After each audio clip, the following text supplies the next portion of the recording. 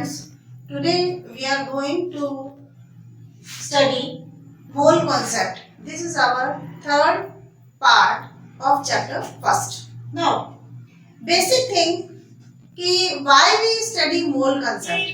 Suppose आपने book में definition देखा होगा. Definition is that amount of substance which contain Avogadro number. Simple है.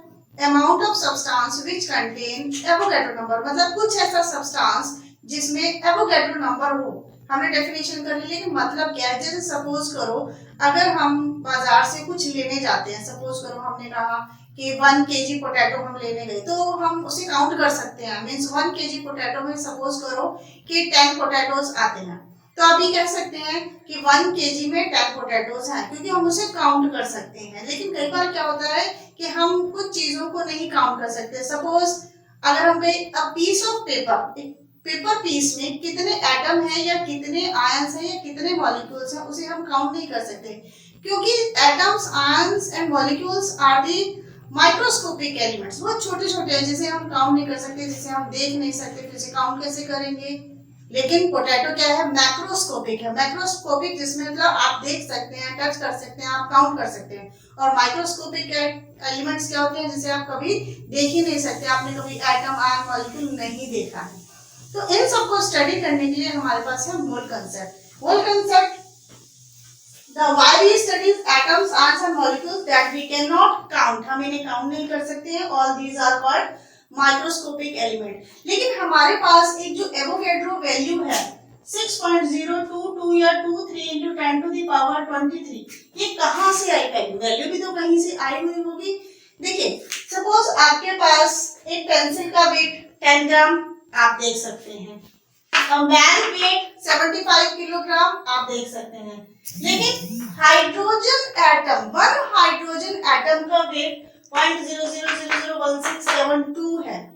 इसको आप अप्रोक्सीमेटली 1 यूज करते हैं, 1 AMU. AMU means atomic mass unit और atomic mass unified scale. AMU means atomic mass unit या एटॉमिक मास यूनिफाइड स्केल. अब ये scale हमारा क्या है? अब हम डेफिनेशन AMU की क्या कहते हैं? 1 AMU is 1/12 of mass of carbon 12 isotope. Definition है. हमने कार्बन ही क्यों लिया? कार्बन इसलिए लिया क्योंकि सपोज आपके पास हाइड्रोजन है, सपोज 0.0000 करके है, और सपोज या किसी की बुक में आपको 1 पॉइंट समथिंग कुछ मिलेगा, आप इसको अप्रोक्सीमेट लेते हैं. मीन्स आप हर एक एलिमेंट को अप्रोक्सीमेट लेते हैं. बट एक कार्बन ऐसा एलिमेंट है जिसका एटॉमिक मास कंफर्म है 12, ना तो 12.1 है ना ही 11.9 है. इसलिए हम इसे क्या लेते हैं? कार्बन 12. AMU हम किसके लिए लेते हैं? कार्बन 12. अब हम कार्बन 12 से ही लेते हैं. इसी डेफिनेशन के लिए चलते हैं. 1/12 ऑफ, अब कार्बन में 6 प्रोटॉन है, तो 6 मास of proton plus 6 mass of neutron है, एंड 6 मास ऑफ इलेक्ट्रॉन, यानी कि 6 प्रोटॉन है, 6 इलेक्ट्रॉन है और 6 न्यूट्रॉन है. अब हम क्या करेंगे? There is 6 is common, 6 common है, 6 को बाहर निकालिए. अब mass of proton, mass of neutron और मास ऑफ इलेक्ट्रॉन की हमने वैल्यू पुट कर ली. इसमें क्या है? मास of neutron is greater then mass of proton and the mass of electron is very less. mass of electron इन सब के कंपैरिजन में बहुत कम है, इसलिए हम इसको नेग्लेक्ट कर देंगे. बाकी सब की वैल्यू जब आप कैलकुलेट करेंगे तो आपके पास एक एवोगैड्रो वैल्यू आ जाएगी. इसको हमने कार्बन 12 से निकाला हुआ है. कार्बन 12 क्यों है? क्योंकि कार्बन 12 एग्जैक्ट वैल्यू है, इससे हमने एवोगैड्रो नंबर निकाला है. तो हम इसे क्या करेंगे? एवोगैड्रो नंबर को हम एवोगैड्रो हाइपोथेसिस में भी यूज करते हैं या मोल कॉन्सेप्ट में भी यूज करते हैं. मींस इस वैल्यू को से आप atom, ion, electron, neutron, proton जो वैल्यू आप निकालना चाहें वो कैलकुलेट कर सकते हैं. मोल कॉन्सेप्ट के न्यूमेरिकल्स को सॉल्व करने के लिए आपको कुछ चीजों को याद रखना पड़ेगा. मतलब it is compulsory to memorise this. जैसे सपोज करो हम कार्बन एटम का एटॉमिक मास कितना लिखते हैं? 12 AMU. अब जिस भी चीज का एटॉमिक मास है या मॉलिक्यूलर मास है, जैसे एटॉमिक मास है तो एटॉमिक मास को हम एटॉमिक मास यूनिट को ग्राम एटॉमिक मास भी कर सकते हैं और मॉलिक्यूलर मास को हम ग्राम मॉलिक्यूलर मास भी लिख सकते हैं।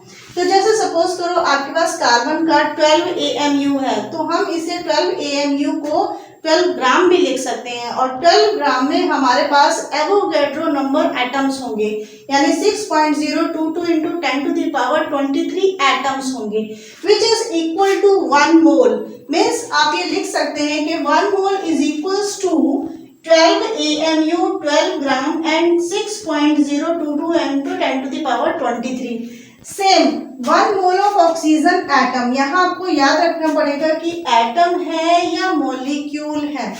1 मोल ऑक्सीजन एटम 16 AMU के इक्वल है। अब 16 AMU को आप मीन्स एटॉमिक मास यूनिट को ग्राम एटॉमिक मास भी लिख सकते हो, तो 16 ग्राम में लिखा जा सकता है। और 16 ग्राम में कितने एटम्स होंगे?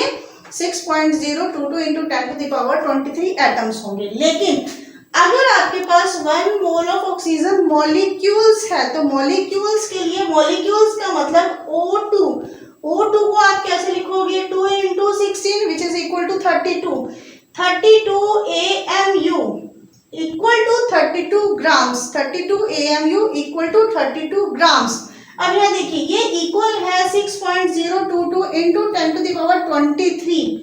आगे लिखा है मॉलिक्यूल। अगर यहाँ पर आपका मॉलिक्यूल लिखा हुआ है तो आपको यहाँ क्या लिखना पड़ेगा? मॉलिक्यूल। और अगर आपको ये कहा जाता है कि उसमें एटम्स बताइए, तो आप इस वैल्यू को 2 से मल्टीप्लाई कर दोगे, तब आपके पास आ जाएगा उसके नंबर ऑफ एटम्स। इसी तरीके से अगर आपके पास कोई आयनिक कंपाउंड है, कोई भी आयनिक कंपाउंड है, तो 1 mole of NaCl, 1 mole of NaCl, 1 mole NaCl में कितनी वैल्यू होगी? 6.022 इंटू 10 टू द पावर 23। अब देखो यहाँ फॉर्मूला यूनिट्स, मतलब जितने भी आयनिक कंपाउंड्स होते हैं we always use formula units.